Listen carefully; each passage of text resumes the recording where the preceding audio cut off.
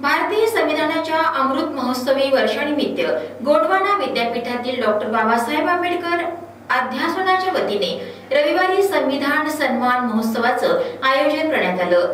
या महोत्सवाचं उद्घाटन केंद्रीय सामाजिक न्याय राज्यमंत्री रामदास आठवले यांच्या हस्ते चंद्रपूर येथील प्रियदर्शिनी इंदिरा गांधी सभागृहात करण्यात आलं। विद्यापीठ गीत महाराष्ट्र गौरव गीत गायनाने कार्यक्रमाला सुरुवात झाली। महोत्सवाच्या उद्घाटन समारंभाच्या अध्यक्षस्थानी गोंडवाना विद्यापीठाचे कुलगुरू डॉक्टर श्रीराम कावळे प्रमुख अतिथी म्हणून जिल्ह्याचे पालकमंत्री सुधीर मुनगंटीवार, राज्यसभा सदस्य राकेश सिन्हा हे उपस्थित होते।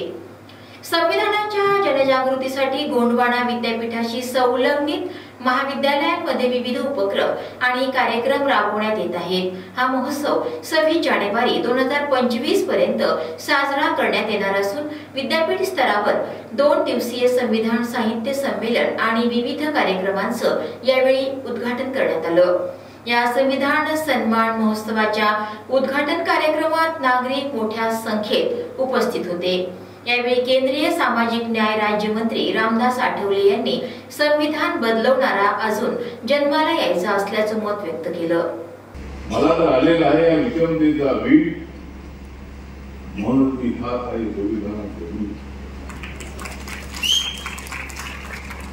संविधानाने समानता प्रस्थापित केली आहे।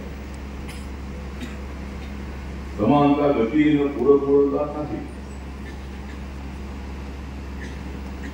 परंतु काही ठिकाणी आपल्याला विषमता पाहायला मिळते।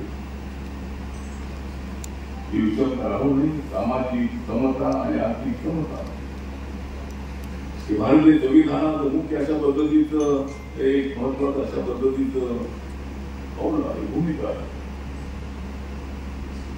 भारतामध्ये किती जाती असल्या, किती धर्म असले तरी आपल्या देशामध्ये बाबासाहेब आंबेडकरांनी दिलेले संविधान लागू झाले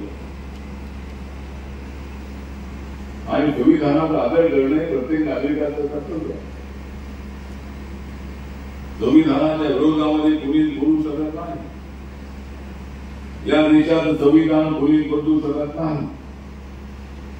बदलायला तुम्ही गेला तर त्याला कुणीच बदलू देणार नाही, आम्ही त्याला संविधान बदलू देणार नाही। डॉक्टर बाबासाहेब आंबेडकर यांच्या विचारांवर आणि अपेक्षेवर कृती करण्यासाठी आपण सर्वजण संविधानाच्या सन्मानाची ज्योत पेटवण्याचा संकल्प करू, असं प्रतिपादन यावेळी पालकमंत्री सुधीर मुनगंटीवार यांनी केलं। विश्वरत्न भारतरत्न महामानव डॉक्टर बाबासाहेब आंबेडकर ज्यांनी जगामध्ये ज्ञानाची आराधना करत doctor of science, doctor of literature, doctor of philosophy, doctor of फुला या सर्वोच्च ज्ञानाच्या उपाध्या आणि पदव्या प्राप्त केल्या।